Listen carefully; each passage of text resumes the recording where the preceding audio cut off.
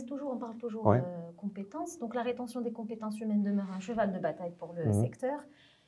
À votre avis, quelle est la stratégie gagnante dans ce sens, sachant que, comme vous l'avez dit tout à l'heure, le turnover reste assez important. Il faut donner un sens à nos collègues.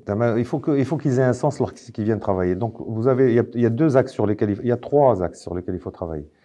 Il y a un axe qui est l'encadrement. Donc ça, pour moi, c'est primordial. Si vous voulez attirer des gens, garder des gens, il faut que l'encadrement soit au niveau. Et donc ça, pour nous, on a énormément de dispositifs pour que nos encadrants aient la bonne information, qu'ils aient la bonne formation et qu'ils aient nos valeurs. Et on les mesure par rapport à ça. Donc on a un outil qui nous permet de mesurer annuellement les managers par rapport à... C'est les N-1 qui mesurent les managers et qui nous permet, nous, de nous assurer que l'ensemble de nos managers partagent les mêmes valeurs. Et ça, c'est compliqué, parce que quand vous êtes gros, donc il y a un gros travail. Deuxième élément, c'est l'information. Il faut qu'il y ait de la communication. Si vous voulez que les gens intègrent une entreprise et considèrent que c'est leur entreprise, il faut communiquer avec eux, mais c'est comme des nouveaux-nés ou des gamins. Donc, il faut les impliquer dans l'entreprise, leur expliquer ce qu'on fait, pourquoi on fait ça. Et donc, tous ces outils de communication et de fédérer derrière la marque, on a de lourds investissements qui sont faits dans ce sens-là pour donner un sens et pour que les gens s'intègrent dans ce truc-là. Et ensuite, il faut de la bienveillance. Il faut de la bienveillance par rapport à un secteur qui est difficile. Aujourd'hui, on est un secteur où les gens se font insulter tous les jours, ou quand ils prennent des appels, c'est pas des appels faciles. Donc,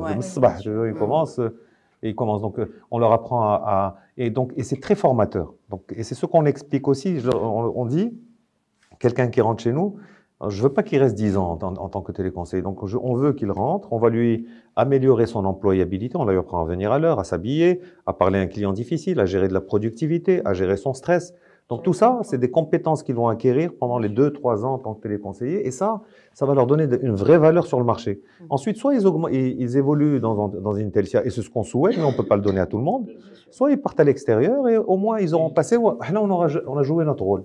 D'accord? Là où on va aller, on va apporter cela. Et donc, dès que vous combinez tout ça et que vous mettez tout ça ensemble, ben après, il faut votre offre, disons ce que vous offrez à vos salariés, il faut qu'ils soient conformes, ce que vous leur dites, il faut conforme en interne, comme vous l'avez vendu.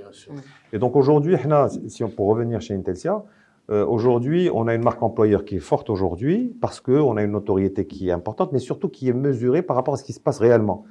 C'est pas un arrêt de zouar, c'est pas de la com. C'est à l'intérieur que vous voyez. Et donc aujourd'hui, on a beaucoup de gens qui partent et qui reviennent. Alors, donc notre rôle aujourd'hui, c'est de les attirer. Donc on est aujourd'hui suffisamment attractif. Donc aujourd'hui à tous les niveaux, en tant que projet, aujourd'hui quand vous avez énormément de gens qui veulent travailler dans un centre d'appel aujourd'hui, entre guillemets Intelsia, là c'est avant même chez Géo, mais il n'y a personne qui voulait venir.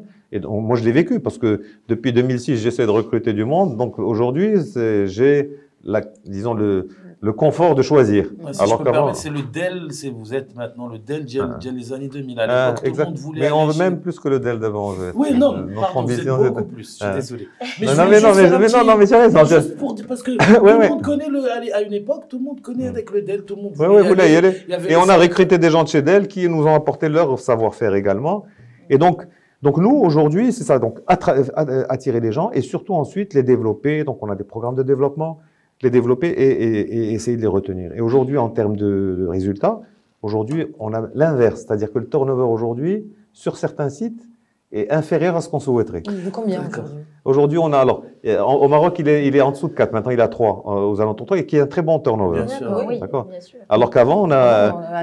alors, on s'est dit, après le Covid, on allait perdre des ressources, chose qui n'a pas été le cas. Donc maintenant, il faut qu'on gère un turnover parce qu'il ne faut pas laisser trop les gens sur le même poste longtemps. Donc ça, les RH travaillent là-dessus.